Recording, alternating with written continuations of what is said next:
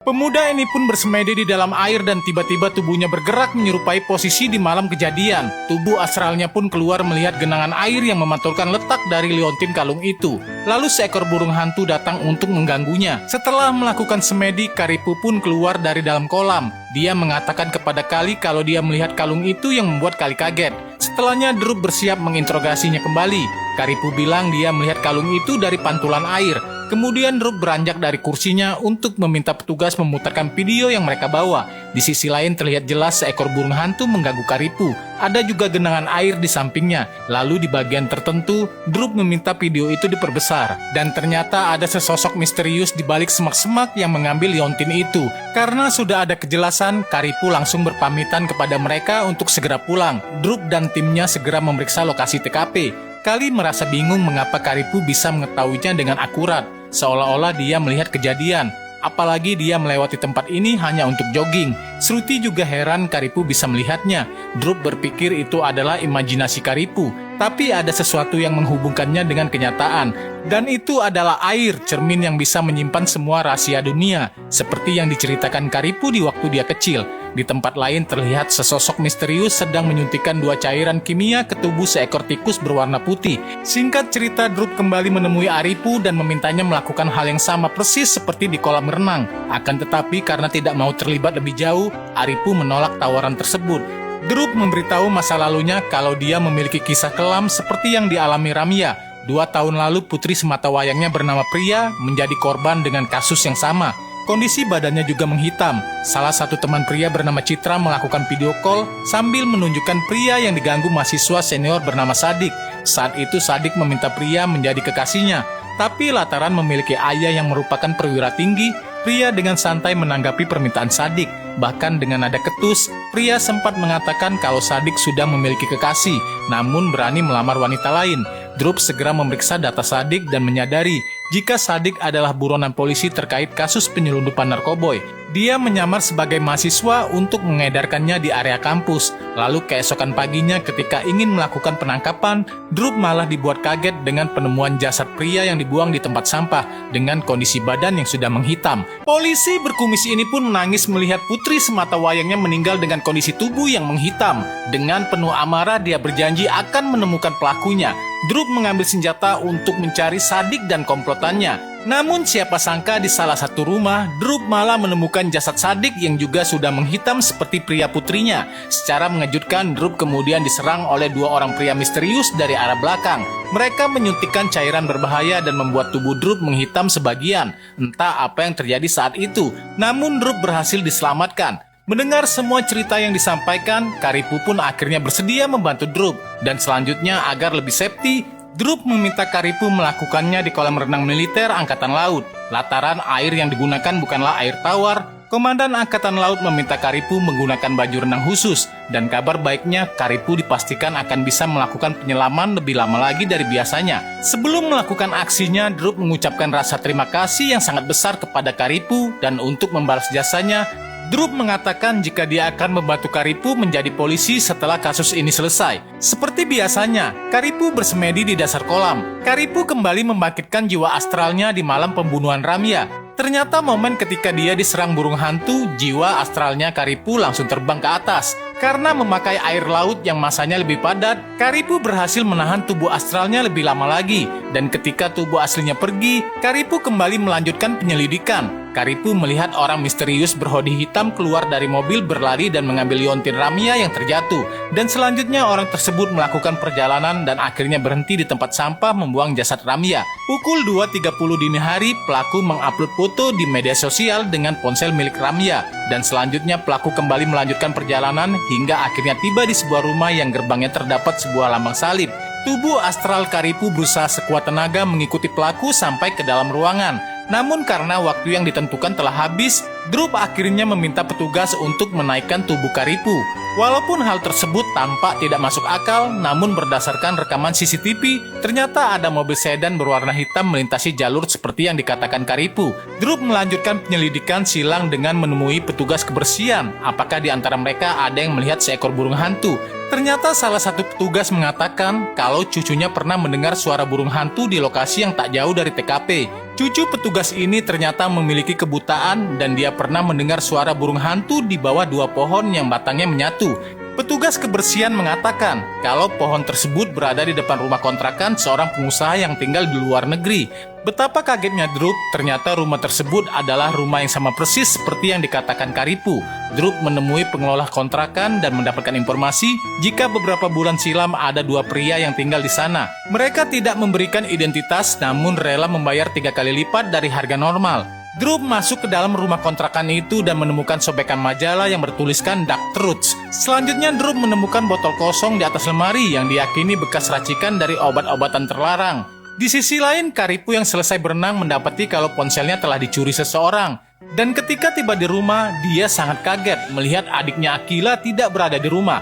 Karipu ingat betul kalau tadi pagi Akila sedang bersama teman-temannya berada di atas lantai dan melakukan latihan tari. Kemudian dari seorang bocah yang berada di depan rumah mereka diketahui jika Akila pergi menggunakan mobil sedan berwarna hitam. Orang tua si bocah memberikan ponselnya untuk digunakan Karipu menelpon Akila. Akan tetapi ketika dihubungi, ponselnya ternyata tidak aktif. Karipu yang panik segera melaporkan kejadian tersebut kepada Seruti. Pemuda ini pun menangis melihat jasad adiknya meninggal dengan tubuh yang menghitam. Polisi segera mengamankan pemuda itu, sampai pemuda itu pun sadar kalau jasad itu bukanlah adiknya. Karipu melihat sepatu hak tinggi di sana, karena semasa hidupnya Akila tidak pernah menggunakan sepatu berhak tinggi. Kepolisian mendapatkan temuan baru jika pelaku ternyata sudah mengupload foto after dan before wajah korban di media sosial. Dan ternyata korban kali ini adalah dokter bedah kosmetik bernama Salini. Pihak forensik mengatakan kalau pelaku memiliki ilmu yang cukup luas tentang dunia medis. Menurut keterangan asisten pribadinya, Dr. Salini belakangan ini sering terlibat kerjasama dengan sutradara film yang tak lain adalah Rajesh. Rajesh sering mengunjungi klinik dan melakukan konsultasi dengan beliau. Walaupun sang adik tidak menjadi korban, Karipu merasa khawatir jika pelaku bisa saja menargetkan Akila di aksi selanjutnya. Malam itu Akila ternyata berada di asrama salah satu temannya di pinggir kota. Karena di sana sinyalnya sangat buruk, Akila harus keluar asrama untuk bisa menelpon Karipu. Siapa sangka saat dia berjalan sendirian di luar, orang misterius itu langsung melakukan penyerangan. Tapi untung saja itu bukanlah Akila. Dan untuk memecahkan kasus ini, Karipu memilih menggunakan tubuh astralnya untuk membongkar identitas pelaku. Dengan tekad yang sangat kuat, Karipu datang ke kolam renang dan kembali menyelam ke dasar seperti biasa. Lalu di dalam dunia paralel, Karipu masuk ke dalam ruangan dan di sana terdapat 2 orang pria mengemas obat-obatan terlarang. Sedangkan di dalam kamar, Karipu melihat pelaku membuka buku catatan yang di sana terdapat foto pria dan juga Ramya. Pelaku yang masih menutup wajahnya duduk di kursi piano dan meletakkan leontin emas milik Ramya. Selanjutnya dia mencoret wajah wanita lain yang kemungkinan besar akan menjadi korban selanjutnya. Di sini pelaku membuka hoodie dan berencana membuka kain penutup wajahnya. Namun sebelum terbuka, Karipu seketika kehilangan kesadaran lantaran telah melewati batas yang ditentukan. Tubuh Karipu mengapung ke atas kolam dan langsung diselamatkan oleh 2 orang petugas. Lalu siapa sangka, saat dibawa ke rumah sakit, dokter mengatakan jika Karipu sepertinya akan mengalami koma selama 2 hari berturut-turut. Tapi sebuah keajaiban terjadi. Karipu malah tersadar dan buru-buru pergi ke kolam renang untuk mengikuti perlombaan tingkat nasional. Dengan kepercayaan diri yang sangat tinggi, Karipu berhasil menjadi juara dalam perlombaan tersebut. Setelah menyelesaikan perlombaan itu, Karipu menemui Drup dan kemudian menggambar sketsa wajah wanita yang sempat dilihatnya tadi. Dan setelah selesai, gambar wanita tersebut juga pernah dilihat Drup di ruangan pribadi Kartik. Ternyata yang akan menjadi korban pembunuhan selanjutnya adalah wanita bernama Vanilla. Drup memerintahkan Seruti melakukan penjagaan dengan memasang kamera mata-mata di pakaian Vanilla untuk memantau situasi. Vanilla adalah seorang model yang menjalani perawatan pencerahan warna kulit.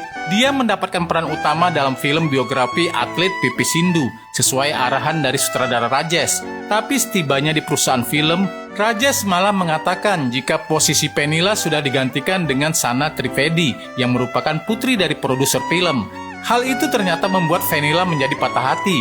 Karena merasa bersalah, Sana Trivedi akhirnya mengundang Vanilla ke sebuah pesta. Drup yang mengetahui hal tersebut segera memerintahkan timnya mengikuti Vanilla untuk memastikan keselamatannya. Poluan berhelm ini pun memasang kamera pengintai di kancing bajunya. Dengan berhati-hati dia terus mengikuti wanita di depannya itu. Sementara Drup menginstruksikan Karipu untuk mengawasi rumah Vanilla. Namun karena merasa curiga ada yang tidak beres, Karipu memutuskan masuk ke dalam. Tapi ketika dia berada di dalam rumah, Karipu malah diserang dua pria yang langsung membiusnya. Setelah membuat Karipu tidak berdaya, mereka mengangkat tubuh Karipu dan memasukkannya ke dalam drum yang berisi air penuh.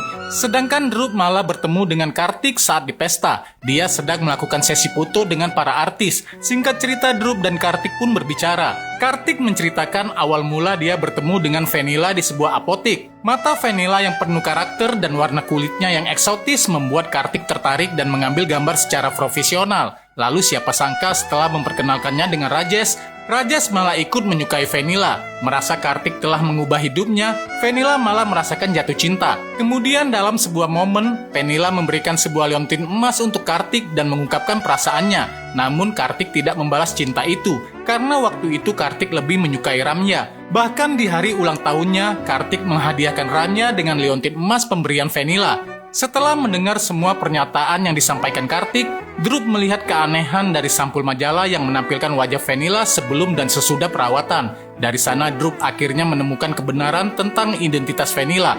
Di rekaman video 2 tahun silam, Drup melihat wanita bergaya pria duduk di samping Sadik. Dan setelah mengamatinya dengan teliti, wanita tersebut adalah Vanilla yang ternyata bernama asli Mega. Di sisi lain, dua pria yang melakukan penyekapan kepada Karipu sangat kaget mendapati Karipu ternyata masih hidup, walaupun sudah direndam selama beberapa menit. Lalu dengan kemampuan bela diri yang dimilikinya, Karipu berhasil melumpuhkan kedua orang itu.